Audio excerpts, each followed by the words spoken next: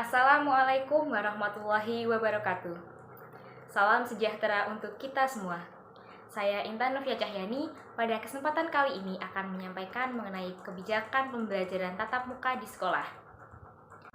Pendidikan di Indonesia telah lama berlangsung secara daring, mulai dari jenjang pendidikan usia dini hingga perguruan tinggi. Hal ini disebabkan adanya COVID-19 yang melanda Indonesia sejak Maret tahun 2020. Akan tetapi, pada kenyataannya, pembelajaran jarak jauh tidak dapat dimanfaatkan peserta didik secara maksimal.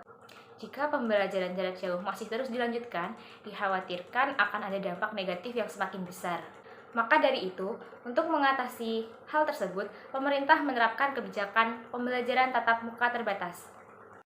Sebelumnya, mari kita lihat apa saja dampak yang ditimbulkan dari pembelajaran jarak jauh. Yang pertama, anak harus bekerja. Risiko putus sekolah semakin tinggi karena anak terpaksa bekerja untuk membantu keuangan keluarga di tengah krisis pandemi COVID-19. Seperti yang kita tahu bahwa tidak sedikit pengusaha bangkrut dan pekerja yang terpaksa dipulangkan. Yang kedua, kesenjangan capaian pembelajaran. Perbedaan akses dan kualitas selama pembelajaran jarak jauh dapat menyebabkan kesenjangan, apalagi dengan kondisi sosial ekonomi peserta didik yang berbeda-beda. Ada yang tidak punya kuota, ada juga yang daerahnya susah dalam akses sinyal. Yang ketiga, learning loss, atau hilangnya pengetahuan dan kemampuan siswa. Yang keempat, kekerasan yang tidak terdeteksi pada anak.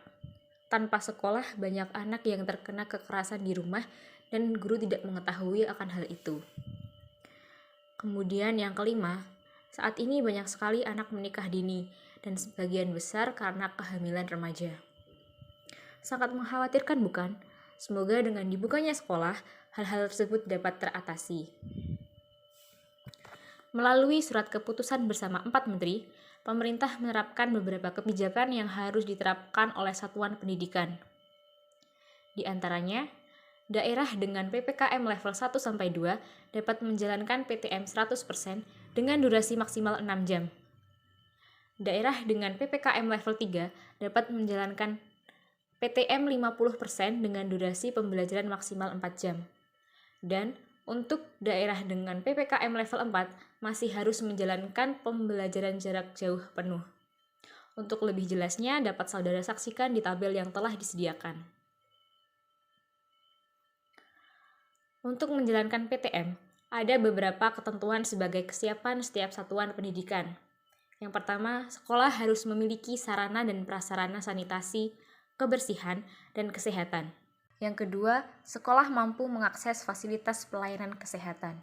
Yang ketiga, memiliki tim satuan tugas COVID-19 tingkat satuan pendidikan.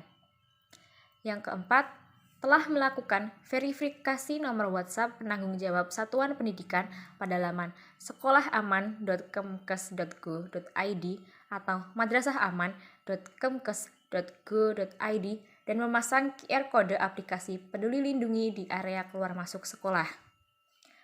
Yang kelima, melaporkan tingkat kepatuhan pelaksanaan protokol kesehatan di satuan pendidikan melalui aplikasi Bersatu Lawan COVID Satuan Pendidikan. Bagi sekolah-sekolah yang belum memenuhi kelima syarat tersebut, mohon untuk segera mempersiapkannya sebelum PTM benar-benar dilaksanakan. Bagi sekolah-sekolah yang belum memenuhi kelima syarat tersebut, mohon untuk segera mempersiapkannya sebelum PTM benar-benar dilaksanakan. Meskipun pembelajaran boleh dilaksanakan tatap muka, akan tetapi masih ada batasan-batasan untuk kegiatan di luar pembelajaran. Di antaranya, kantin belum boleh beroperasi, karena kantin akan menyebabkan kendornya protokol kesehatan. Kegiatan olahraga dan ekstrakurikuler di dalam dan di luar kelas boleh dilaksanakan namun dengan memperhatikan ketentuan-ketentuan lainnya. Dan yang tidak kalah penting adalah penerapan protokol kesehatan yang ketat. Masih sama seperti sebelum-sebelumnya, baik guru maupun siswa harus menerapkan protokol kesehatan agar bisa mengikuti pembelajaran tatap muka. Syarat utama adalah telah melaksanakan vaksinasi COVID-19. Pendidik dan tenaga pendidik yang tidak melaksanakan vaksin, maka tidak diperbolehkan mengikuti PTM. Menjaga jarak, terutama ketika pembelajaran berlangsung, yakni 1,5 meter. Menghindari segala kerumunan yang ada. Siswa dihimbau untuk membawa bekal karena kantin tidak beroperasi. Cek suhu tubuh sebelum memasuki area sekolah dan mencuci tangan setiap diperlukan atau sesering mungkin. Sekiranya ini yang dapat saya sampaikan, semoga pembelajaran tatap muka yang akan kita laksanakan bersama dapat berjalan dengan lancar. Selalu semangat dan tetap patuhi protokol kesehatan. Terima kasih. Wassalamualaikum warahmatullahi wabarakatuh.